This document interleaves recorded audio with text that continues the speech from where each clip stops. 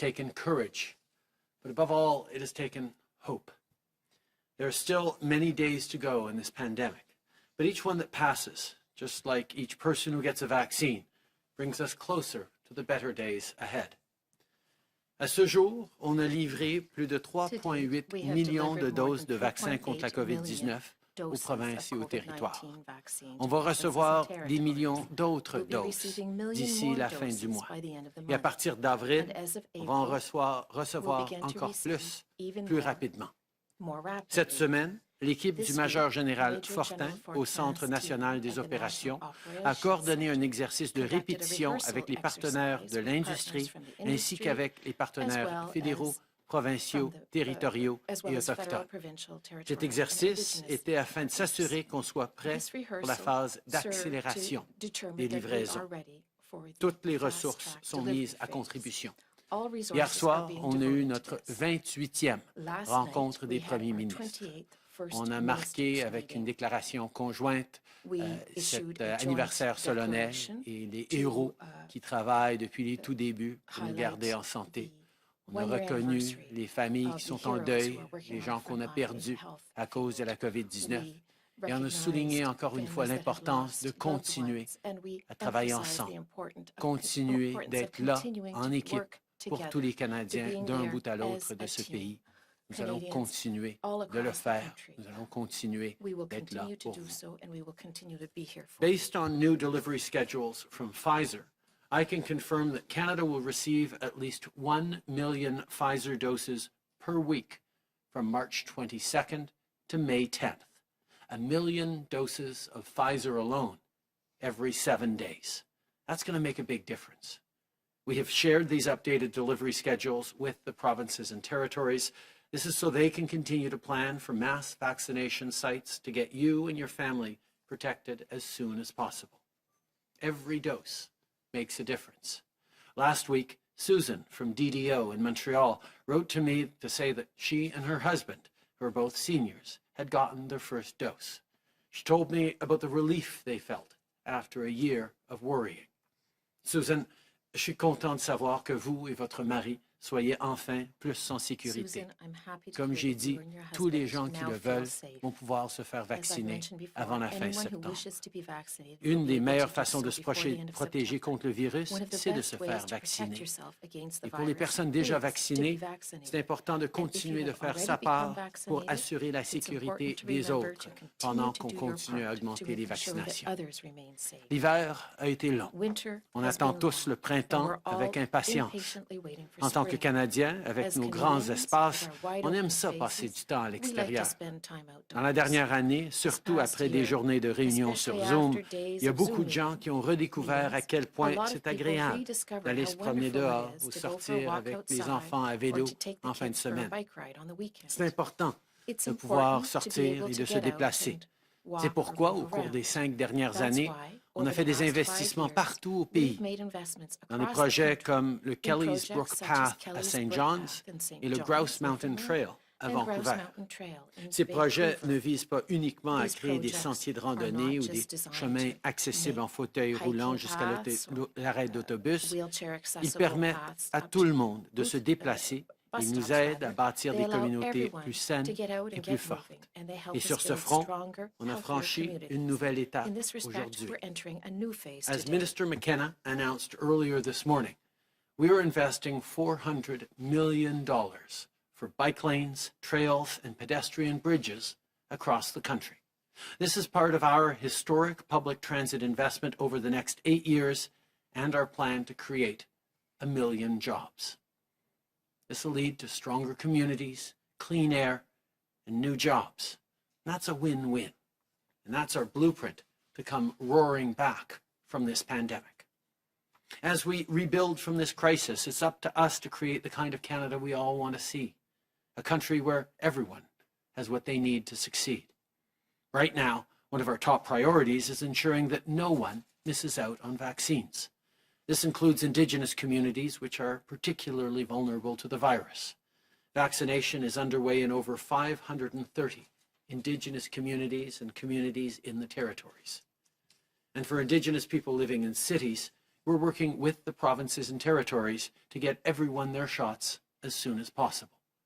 Of course, keeping people safe and ensuring communities have the resources they need doesn't end with vaccines.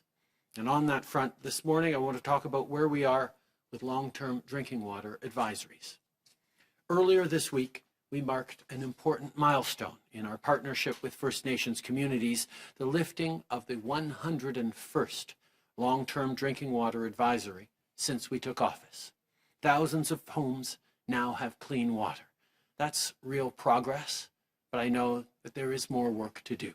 As Minister Miller has said, we will not stop until everyone in every community has access to clean water. Finally, I want to end this morning on the news that the Canadian economy gained 259,000 jobs, both part-time and full-time, in February. For the workers who are back on the job and for the families, this is the good news they need. Every step of the way, our focus has been on supporting Canadians through the storm. But let's not forget there are still far too many people for whom things continue to be really tough. If that's you, know that you're not alone in this crisis. We're here to help you get through it and get back on your feet. That's exactly why we are extending the Canada Emergency Wage Subsidy and the Canada Emergency Rent Subsidy and Lockdown Support at their current levels until June, as I announced earlier this month. For places like the Hamilton Conservatory for the Arts, the wage subsidy has been the difference between having to shut down or keeping people on the payroll. And it's the same story for millions of workers right across the country. Quand on a créé la PCU en mars dernier, je me souviens de vous avoir dit qu'on allait vous apporter le soutien dont vous avez besoin au moment où vous en avez besoin. Ça n'a pas changé et ça ne changera pas. Ensemble, on va s'en sortir. Merci. Et je passe maintenant la parole à la Dr. Tam.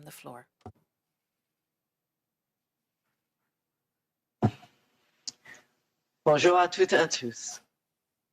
Today, we'll start with a numbers update, closing out a week of remembrance with renewed commitment to the efforts that we shape our future. Today, there have been 899,757 cases of COVID-19, including 22,371 deaths and over 30,670 currently active cases reported across Canada. And over the past week, an average of over 3,050 new cases and 31 deaths were reported daily. At the same time, over 2,050 people with COVID-19 were being treated in our hospitals each day, including about 540 in critical care. To date, close to 3,000 variants of concern cases have been reported across Canada, with the B.1.1.7 variant accounting for over 90% of these to date. During the past year, and in the lead up to yesterday's National Day of Observance, I received many notes from Canadians sharing their reflections on the year that was, including the heartbreaks and the lessons that were revealed along the way. To all those who have lost loved ones during a year when we could not ease their passing or memorialize their lives as we would have, I extend my deepest sympathies. Though difficult times have passed without them, the day will come when we can gather again with friends and family to honor their memory and celebrate their lives. As vaccine programs continue to escalate, more than 2.7 million doses of vaccines have been administered across Canada. Over the past week, provinces and territories have administered close to 600,000 doses of COVID-19 vaccines, which is the highest number of vaccines administered in a single week since vaccination began in mid-December. We're making progress every day, and as the snow melts and the first day of spring is just over a week away, I know that we're all anxious for the finish line on this long marathon. But right now, racing towards the finish could cost us the success we've worked so long and hard for. Right now, we need to run the mile we are in and keep to a steady, cautious pace. Let's all continue to support Team Vaccine by not providing any opportunities for Team Variant to gain more ground. Before I close, I would like to say a special word of thanks to incredible public health workforce in this country and around the world. Dedicated people, too numerous to count, have and will continue to work tirelessly behind the scenes, not just since COVID-19 was declared a pandemic, but in the lead up, during, and long after. From those who test and trace at the local level to those who bring us the latest numbers and pour over emerging evidence that shapes and adapts our guidance across every area of the response. Thank you. This is truly the largest, most complex response in the history of public health, and the public health workforce in Canada has been dedicated to giving their best efforts every day. On behalf of all these quiet heroes, I dedicate my closing public health message. Please remain vigilant, follow public health advice, and keep up with individual practices that protect us and our families. It is up to you plus public health. Thank you. Bonjour à toutes et à tous. Nous commencerons aujourd'hui par les derniers chiffres, alors que nous achevons une semaine de commémoration où nous avons renouvelé notre engagement à l'égard des efforts qui façonneront notre avenir. À ce jour, il y a eu 899 757 cas de COVID-19 au Canada, dont 22 371 décès. Il y a maintenant plus de 30 670 cas actifs au pays. Au cours de la dernière semaine, plus de 3 500 nouveaux cas et 31 décès ont été signalés en moyenne chaque jour. Pendant la même période, plus de 2 050 personnes atteintes de la COVID-19 ont été traitées dans nos hôpitaux chaque jour, dont environ 540 étaient aux soins intensifs. Jusqu'à présent, près de 3 000 cas de variants préoccupants ont été signalés au Canada et le variant B117 représentant à ce jour plus de 90% de ces cas. Au cours de la dernière année et pendant la période ayant précédé la Journée nationale de commémoration qui s'est tenue hier, de nombreux Canadiens nous ont écrit pour nous faire part de leurs réflexions sur la dernière année, notamment les chagrins qu'ils ont éprouvés et les leçons qu'ils ont retenues pendant cette période. À tous ceux et celles qui ont perdu des êtres chers au cours d'une année où nous n'avons pu apaiser la douleur laissée par leur disparition, ni commémorer leur vie comme nous l'aurions fait en temps normal, nous vous offrons nos plus sincères condoléances. Malgré les moments difficiles passés sans eux, le jour viendra où nous pourrons nous réunir de nouveau avec nos amis et notre famille pour honorer leur mémoire et célébrer leur vie. Alors que nous exécutons plus rapidement les programmes de vaccination, plus de 2,7 millions de doses de vaccins contre la COVID-19 ont été administrées au Canada. Au cours de la dernière semaine, les provinces et les territoires ont administré près de 600 000 doses de vaccins contre la COVID-19, le plus grand nombre de vaccins injectés en une semaine depuis le début de la vaccination à la mi-décembre.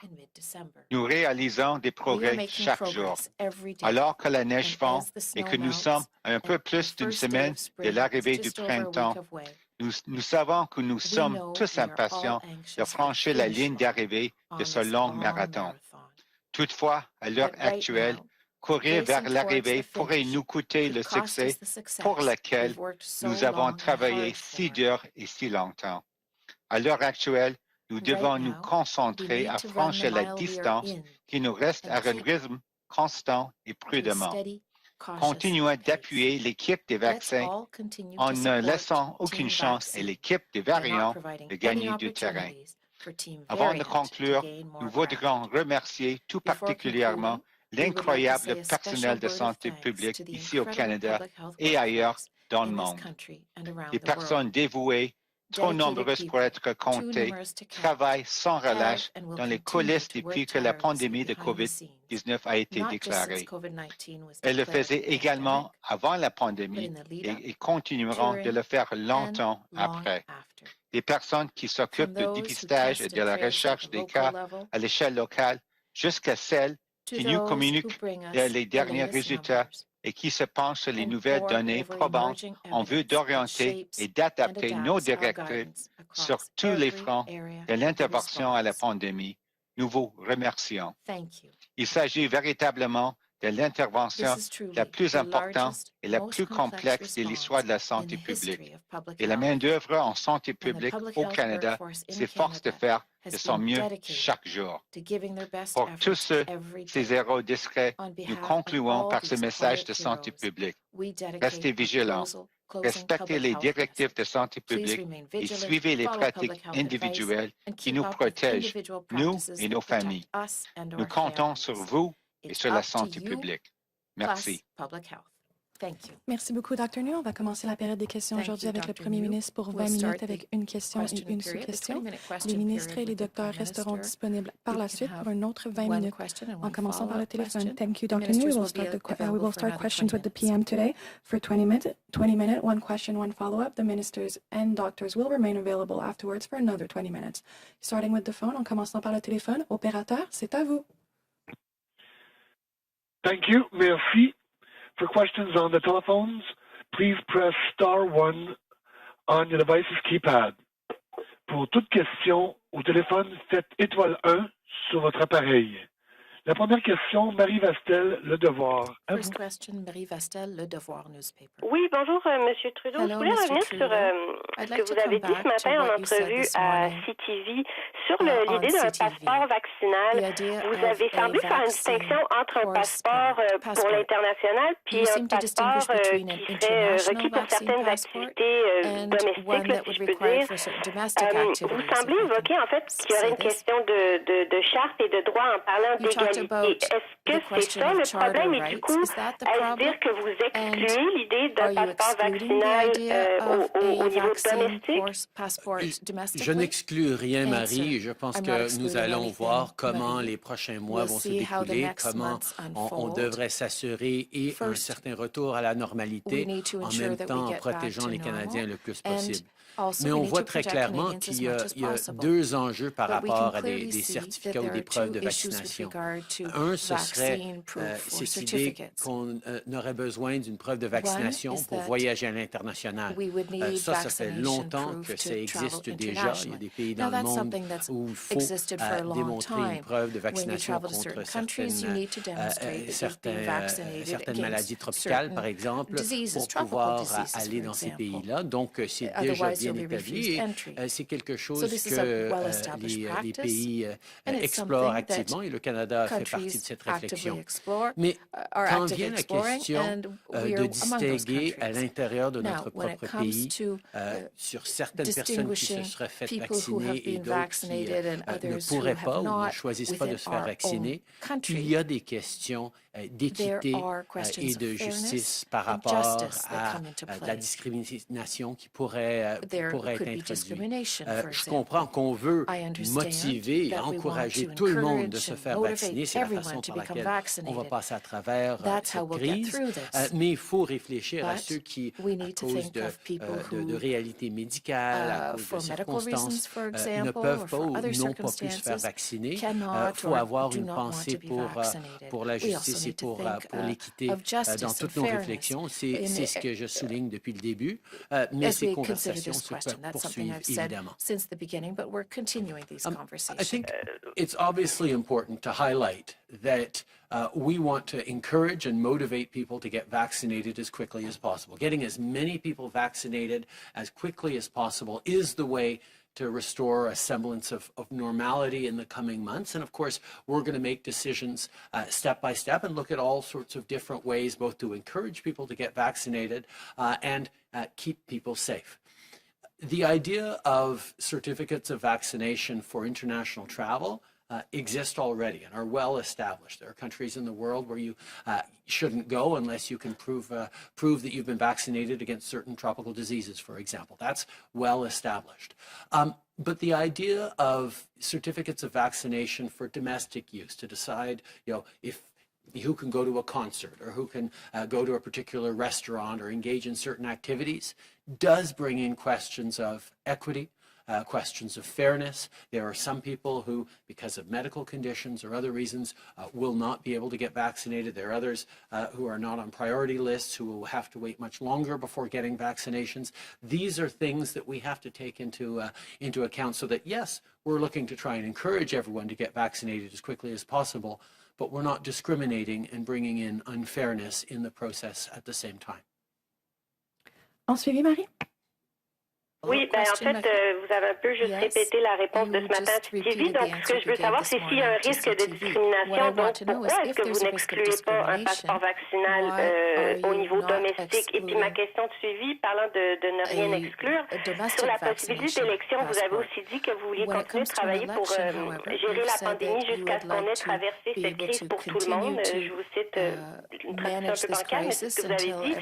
Donc, est-ce que vous excluez maintenant qu'il y ait une élection tant que tout le monde n'est pas vacciné? Sinon, c'est quoi votre critère quand vous dites on veut attendre d'avoir traversé la crise? Quel est votre critère avant de tenir une élection? Je comprends, Marie, que les partis d'opposition et les journalistes parlementaires passent beaucoup de temps à penser à des élections. Moi, je passe pas beaucoup de temps à penser à des élections. Ma priorité, c'est la COVID-19, c'est cette pandémie, c'est de rebâtir l'économie le plus rapidement et le plus efficacement possible. C'est ce sur quoi nous travaillons et nous allons continuer de travailler. Opérateur, prochaine question au téléphone. Thank you. Merci. Next question, Charlie Pinkerton, iPolitics. Line open. Good morning, Prime Minister. There was a story in the New York Times yesterday about tens of millions of doses of AstraZeneca's vaccine that's sitting in American facilities. And that's because the states themselves, they haven't approved the vaccines, they're not being used. But the Biden administration won't approve their shipment to the European Union. Has your government reached out to the Biden administration about Canada being able to access these? Over the past weeks and months, we have engaged with all different vaccine companies, with all of our allies to talk about getting more doses to Canadians as quickly as possible. Those conversations will be ongoing. We will continue to look to get as many Canadians vaccinated as quickly as possible so we can keep people safe and bring our economy roaring back. Those conversations will continue with everyone. Depuis des semaines et des mois, nous parlons avec toutes les différentes compagnies de vaccins et nos alliés et partenaires à travers le monde sur notre désir de vacciner les Canadiens le plus rapidement possible pour qu'on puisse ramener notre économie et protéger les gens le plus rapidement possible. Ces conversations, évidemment, vont continuer. With respect, Prime Minister, you did not directly address the question. Have you spoken to the Biden administration or anyone in your government spoken to the Biden administration about freeing up these tens of millions of doses of AstraZeneca vaccine that are sitting in American facilities? Over the past number of months, we've had lots of great engagements with the American administration on COVID-19, on working together to keep people safe, on vaccinations, on border measures. Those conversations with the Americans will continue as they do with all our partners. Au cours des derniers mois, nous avons eu beaucoup de conversations, incluant directement entre moi et le président Biden, sur la COVID-19, sur notre coopération et collaboration, sur le besoin de faire vacciner nos citoyens, notre besoin de continuer de protéger les gens par les mesures frontalières. Et nous allons continuer d'avoir ces discussions. Merci. Opérateur, dernière question au téléphone avant de passer dans la salle. Thank you. Merci. Prochaine question, Catherine Lévesque, La Presse canadienne. À vous.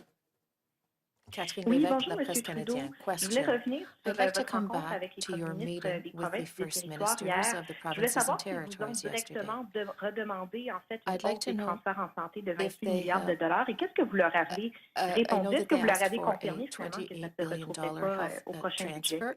What did you answer D'abord, to them? on continue Answer. d'avoir de We très bonnes continue to rencontres have very avec good les premiers meetings ministres. with C'était the notre first ministers 28e of provinces and rencontre des premiers territories. ministres hier First of soir, all, Catherine, puis this je was our peux 28th souligner que ça a meeting, été and I une can conversation tell extrêmement you that we positive, had a mais very qui positive était conversation. évidemment It was concentrée obviously sur ce focused sombre anniversaire que nous this marquons d'un an unfortunate depuis anniversary, le the début one-year de la anniversary pandémie since the et beginning sur le of the travail que nous pandemic. faisons ensemble pour And assurer the que work that we are maintenant all et dans les doing semaines à together venir, to ensure that in les the weeks to Canadiens come, reçoivent Canadians l'appui, will le receive soutien the et support les vaccins and the nécessaires pour passer à vaccines travers. that they need to On a get through parlé this.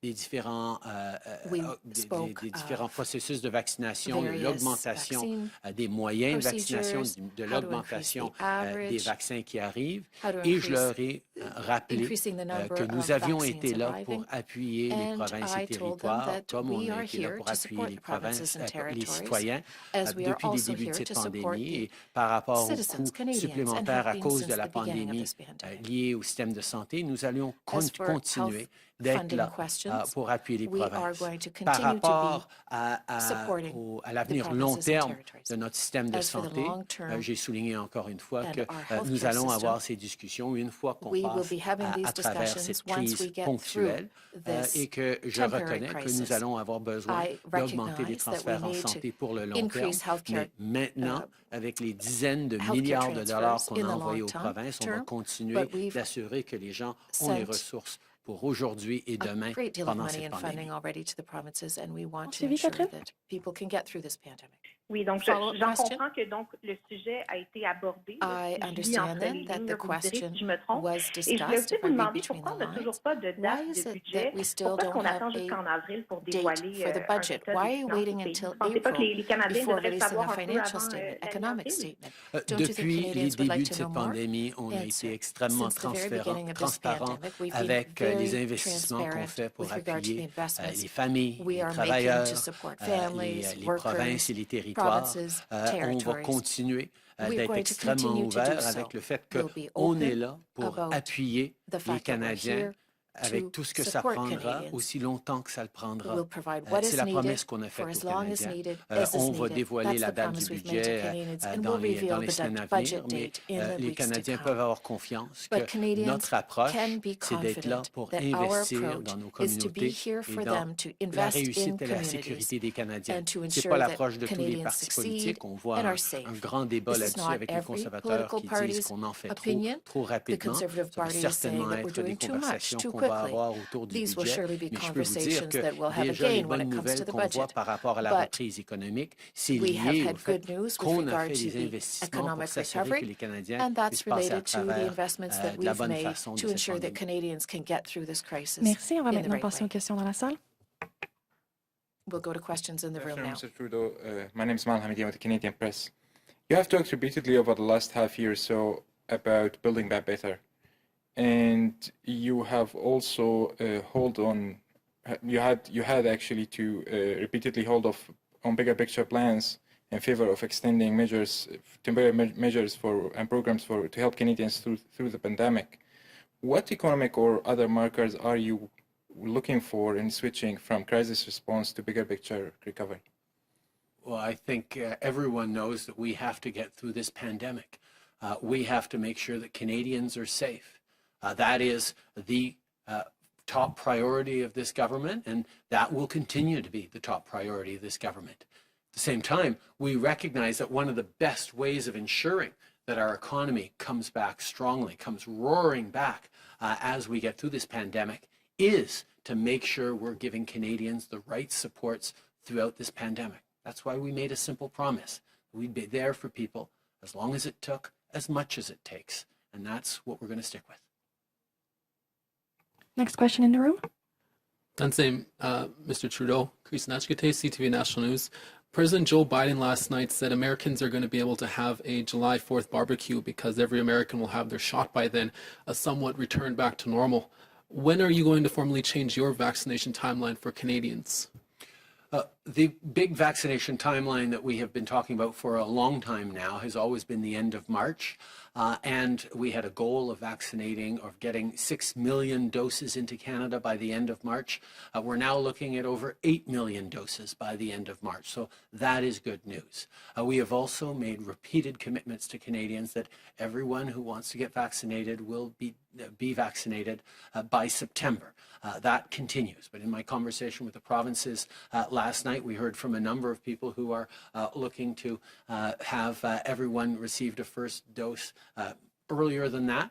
We will continue to work with experts, work with the various provinces, and do everything we can to get everyone vaccinated as quickly as possible so we can get back to normalcy as soon as possible.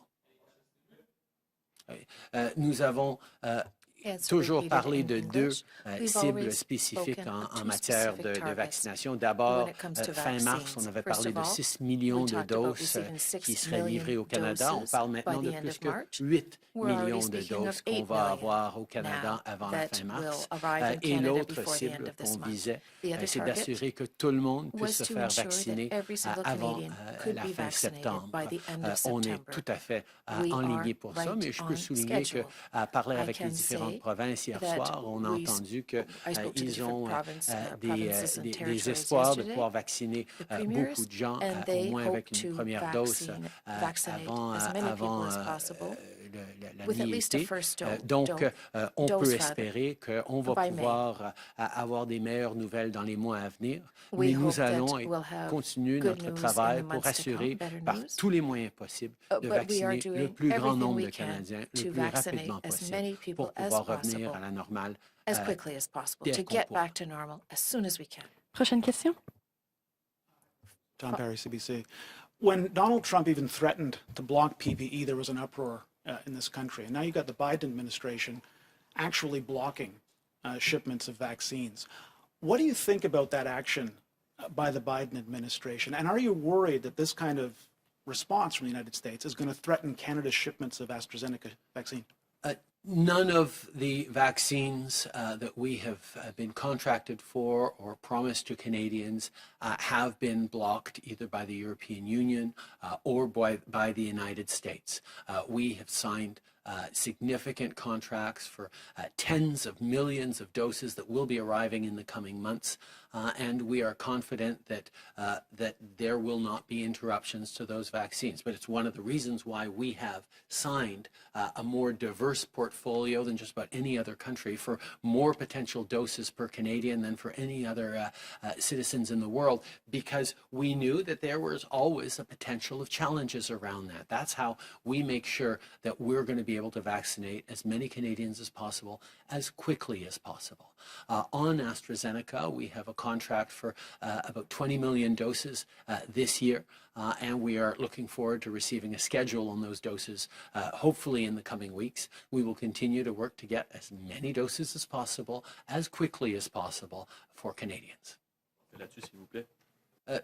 Depuis les débuts, nous savions que nous devions signer différents contrats avec les différentes compagnies pour assurer qu'il y ait de la résilience dans notre chaîne d'approvisionnement, pour s'assurer que s'il y avait des défis ou des délais ou même des blocages en quelques endroits, on allait quand même pouvoir livrer des vaccins pour les Canadiens. Then we would be able to continue to provide vaccines to Canadians. And I can emphasize that no vaccine shipment was blocked by the European Union, by the US, or any other country. We are going to continue to receive the vaccines that we've ordered, and I can reassure Canadians in that respect. I should also emphasize that we have a contract with AstraZeneca to receive 20 million doses this year.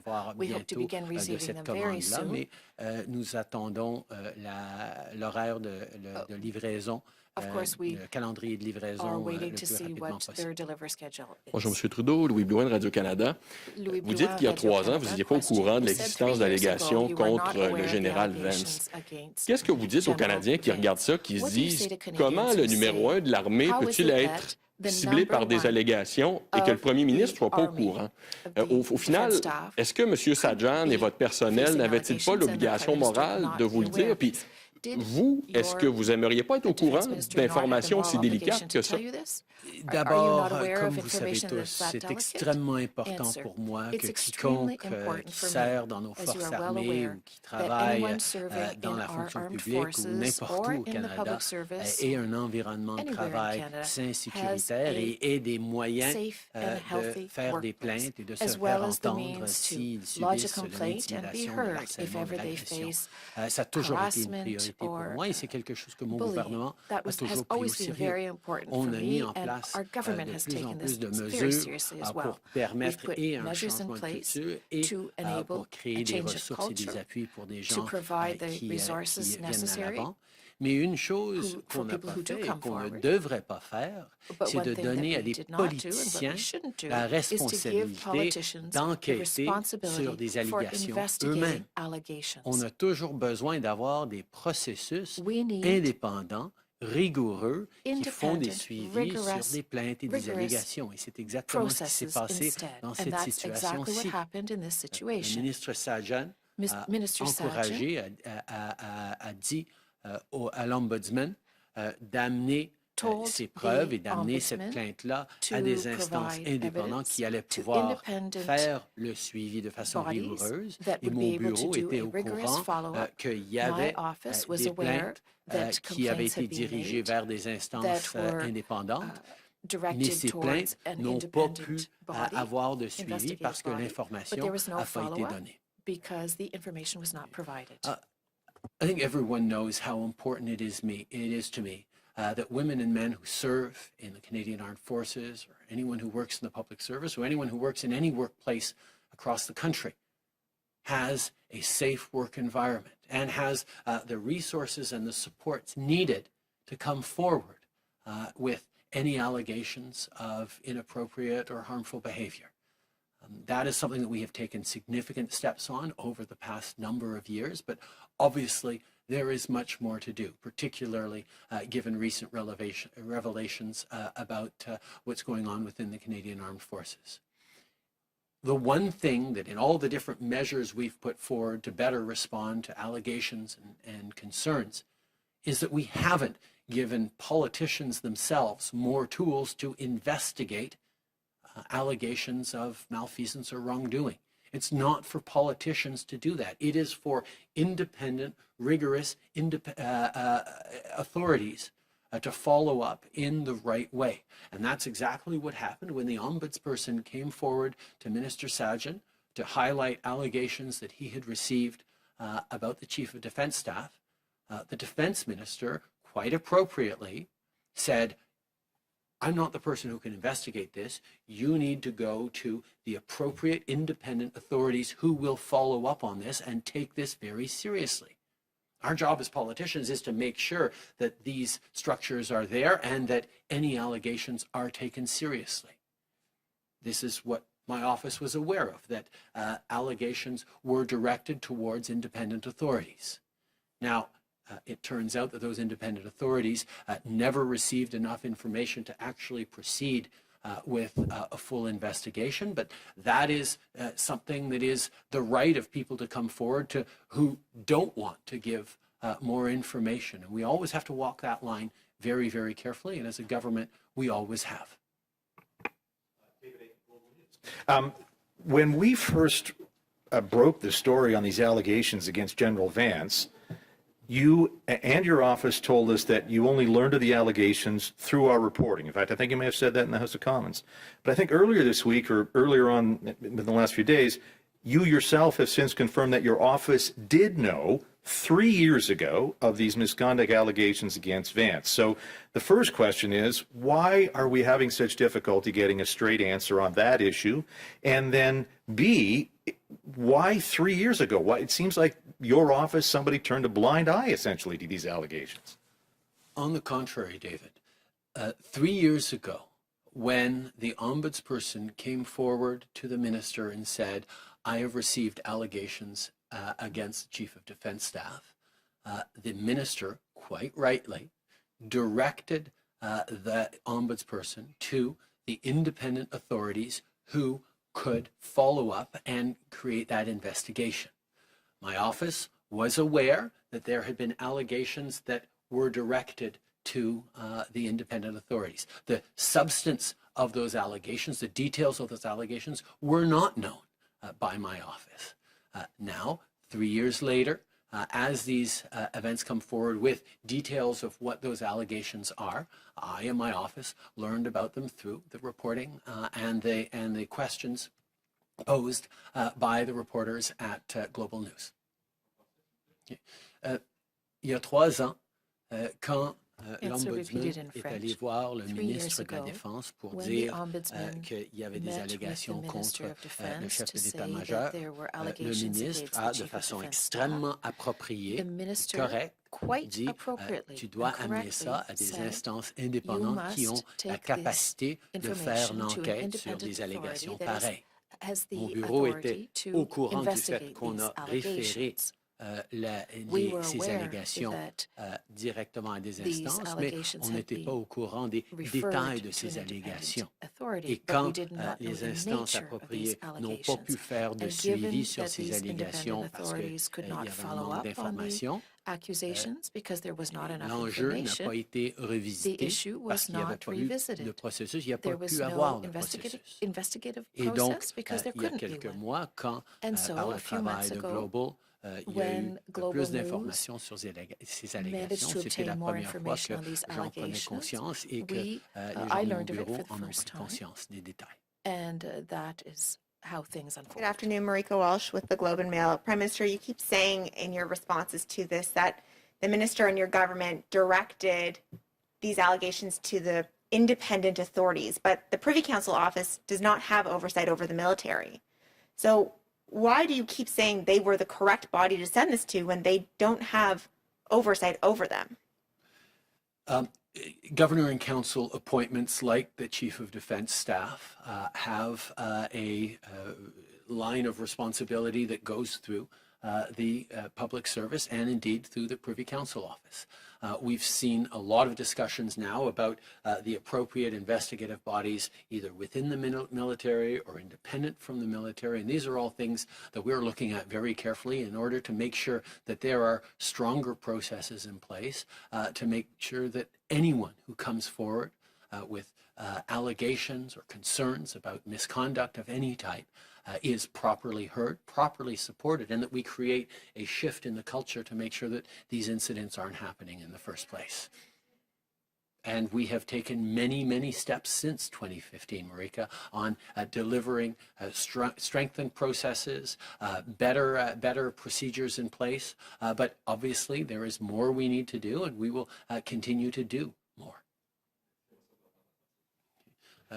Évidemment, malgré tout ce qu'on a fait depuis 2015 pour augmenter les ressources et les façons de poursuivre des plaintes ou des préoccupations que les gens pourraient avoir, on a évidemment besoin d'en faire plus et nous allons en faire plus. Merci beaucoup, Monsieur le Premier ministre. C'est tout le temps que vous avez avec nous aujourd'hui.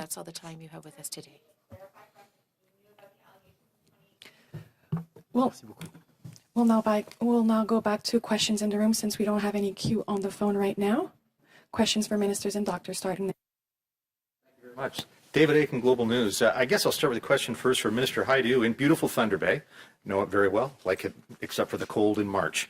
And maybe for Dr. Tam as well. This is from my colleague Eric Sorensen, who he was asking or noting that some epidemiologists now suggest that the new variants, should not be blown out of proportion, though modeling indicates they are more transmissible. So I wondered if I can get your thoughts then as spring arrives, Canadians are itching for a return to more normal life. Is there anything in the data that troubles you at this point? Do you expect a third wave? What can you say to Canadians about that, Minister Hajdu and Dr. Tam? Well, thanks, David, and thanks for the shout out to Thunder Bay. I think I'll turn that to Dr. Tam, though it's a very scientific question. Sure. Yes, thank you so much. And we're constantly learning about variants as we're going along. And of course, we try to look towards other countries in the data, such as the United Kingdom and elsewhere, because they were ahead of us in terms of the knowledge. And so we take into account what we learned in that context. But of course, Canada is not the same as England and didn't have the same set of conditions. And we hadn't sort of loosened our measures and put on the brakes just around that Christmas sort of time period as well in many jurisdictions. So the context is a bit different. So we were anxious certainly to get some Canadian data on, how transmissible is the variant. The predominant one, as I said in my opening remarks, is the B117. And I don't know if you've seen some of the Ontario data, but that's where a lot of the B117 variants are occurring. And the initial estimates in that context for the reproduction number is sort of over the 1.2 mark, whereas the current estimate for the reproduction number for the strains prior to that is now just under 1. So there is a difference in transmissibility, of course, between the B117 and the rest. And that might be a little bit lower than what we were seeing in the United Kingdom, but that's also because of the great work that people have been doing in the public health measures. As we see those public health measures ease, that reproduction number may well change due to a complexity of different circumstances. So I think it is really important still to be very vigilant about these variants. They are definitely more transmissible. I've heard accounts of actual outbreaks where the attack rate was that much higher with the B117 variant. Very difficult to stop once this starts. You've seen Newfoundland, what happened there in a jurisdiction that had things well under control. The other aspect of the variants that we are very concerned about, of course, is the impact on severity or serious outcomes. And there is increasing strength of evidence to show that the B117 variant, for example, can result in increased mortality and serious outcomes such as hospitalizations and ICU use. So I think that as we watch this space really carefully, we might just see that in Canada. So we just got to be cautious. Thank you very much. Follow-up is just for Minister Anand. Minister, earlier this week on Tuesday, we asked your departmental officials what we thought was a pretty basic question, which is, can you tell us where the current vaccines are manufactured? And they sent us an answer at 7:30 last night that there was no answer. So what we're looking for, and I think we've had some of this on the public record, but if you can go over it, what city and country is the Pfizer vaccine that we're getting manufactured in? What city and country is the Moderna vaccine that we're now getting manufactured in? And I know we're talking about where the J&J vaccine, where the AstraZeneca vaccines are coming from, but can you narrow it down rather than just Europe and America to the state, city, and country where the J&J and AstraZeneca vaccines are likely to come from? Are you able to do that for us? Sure. Can I just clarify? Are you asking about all 4 vaccines or 2 vaccines? Because you mentioned all 4 in there. I'm asking for all 4, recognizing that I think the last we heard, supply chain discussions are still underway for J&J and AstraZeneca, but feel free to update that. But obviously we're getting Moderna and Pfizer right now. So we'd like to know the source of the facility where those are coming from. And then can you tell us that clearly you must have some idea where the factories are that are going to make the future AstraZenecas, not the one coming from India, but the ones that AstraZeneca itself is going to deliver. That's what we're looking about. And then also, what plants is J&J thinking about to make the Janssen vaccine that is going to be coming our way in the 3rd quarter? Okay, so I believe it is on the public record that our doses of Pfizer are coming from the Perth plant in Belgium. In addition, our doses from Moderna are coming from both Switzerland and Spain, given that the process of fill and finish occurs in a different country than the actual production. So again, we're getting product out of Europe. We've been able to get product out of Europe, and it's really important to note that despite kind of transparency mechanisms that the European Union is putting in place, we've been working with our counterparts and we're getting our product up out of Europe, and that will be 8 million into Canada prior to the end of March. In terms of the production of the two most recently approved vaccines, being J&J and AstraZeneca, I've previously indicated that the AstraZeneca vaccine will be coming from the United States. And in terms of J&J, actually, in my conversations with J&J as recently as this week, we are being told that there are multiple possibilities for the sourcing of the J&J vaccine, and we are still in discussions with them regarding where precisely the J&J vaccine will be coming from into Canada. Suffice it to say, though, that we are expecting delivery schedules from both AstraZeneca and J&J in the very near future. We have 10 million single-shot vaccines coming from J&J, 20 million vaccines coming from AstraZeneca. And in the meantime, because we have approval of AstraZeneca, we made sure to source additional areas of supply for that AstraZeneca vaccine. That was what led to the finalization of our Serum Institute deal for the AstraZeneca Covishield vaccine, a deal for 2 million additional vaccines of that sort on top of our 20 million AstraZeneca doses. So our strategy has been all along, you can see from my response just now, to diversify our supply chains, to ensure that Canadians can have product, have vaccines from multiple sources of supply, multiple suppliers, and multiple countries, so that we are not negatively impacted by any control restrictions that might be placed on us. And that's exactly what we're able to deliver for Canadians.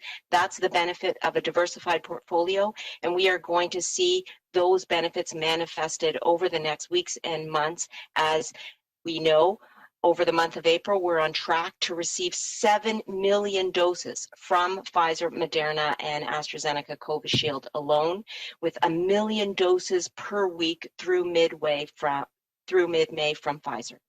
So that is a very steep ramp up in our vaccines importing into Canada, and we're going to continue to see large numbers in vaccines coming to this country, 36.5 million doses prior to the end of June and 118 million doses prior to the end of September.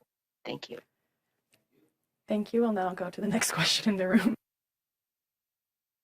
There's Marika Walsh with the Globe and Mail. Minister Hajdu, I'm wondering if you can tell us when you first learned there were allegations against the former Chief of Defense Staff, Jonathan Vance. Was it in 2018 as well, or was it more recently, and if so, when? I wasn't aware of allegations until the information was present in the media just recently. How your government handled the allegations in 2018. Do you feel that more specifics needed to be brought forward for the government to act, or do you believe that simply knowing that there is an allegation could have or should have prompted a review?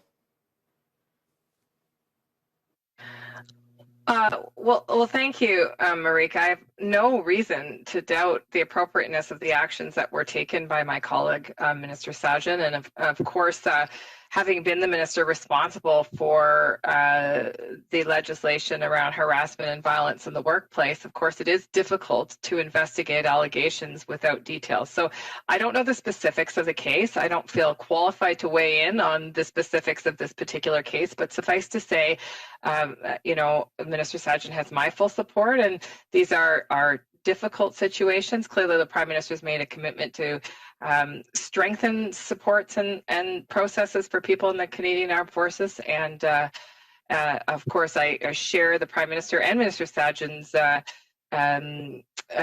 deep abhorrence for any woman's experience of harassment or violence in the workplace.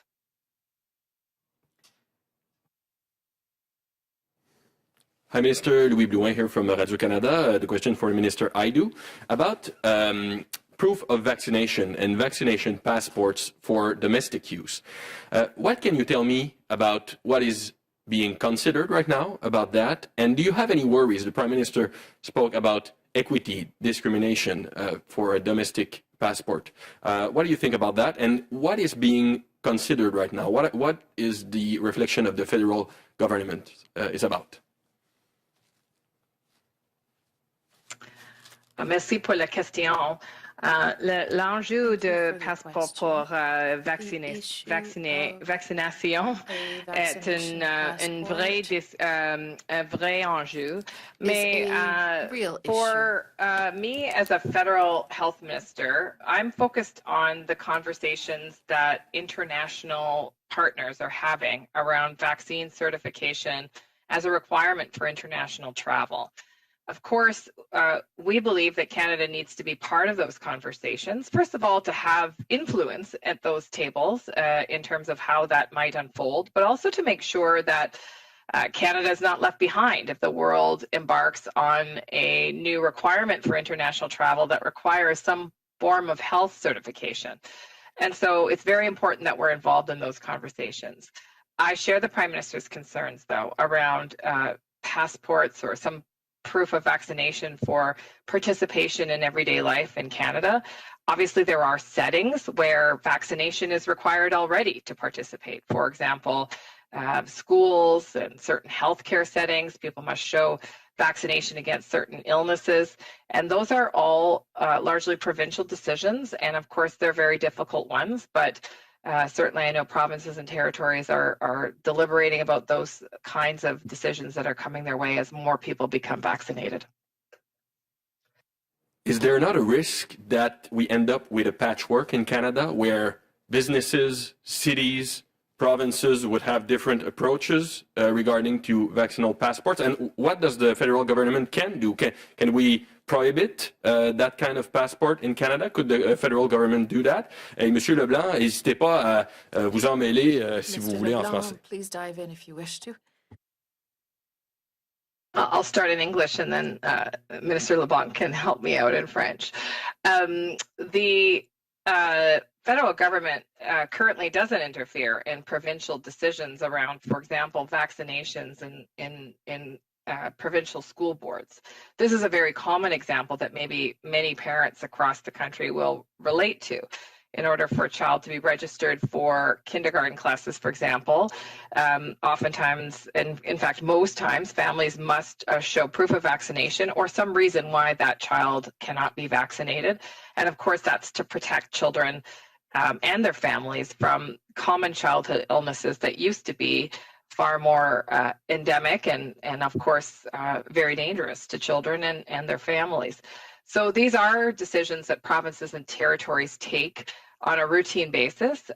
In terms of participation in everyday life, again, the federal government, obviously leaves many of those decisions to the provinces and territories where rightfully so they have the jurisdictional authority and responsibility to make those decisions.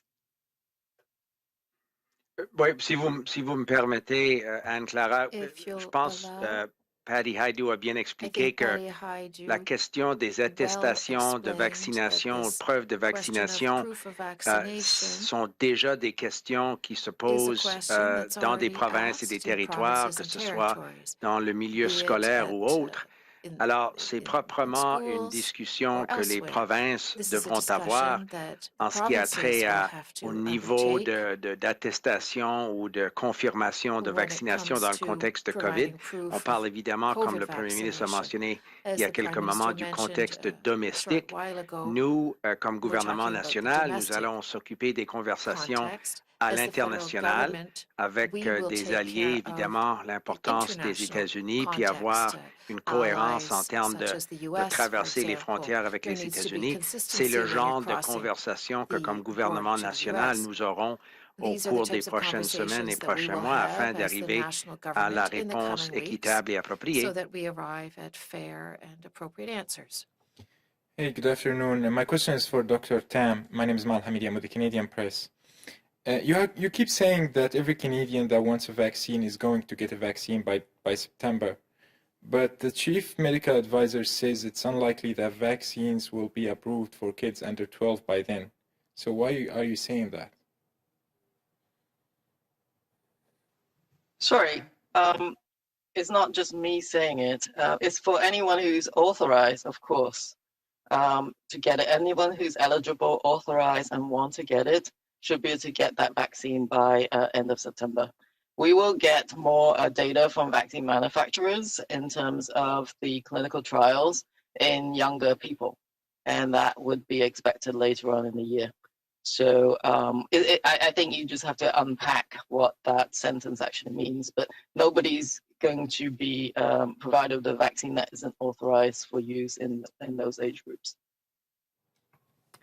Thank you, Dr. Tam. I think this is what ends today's presser.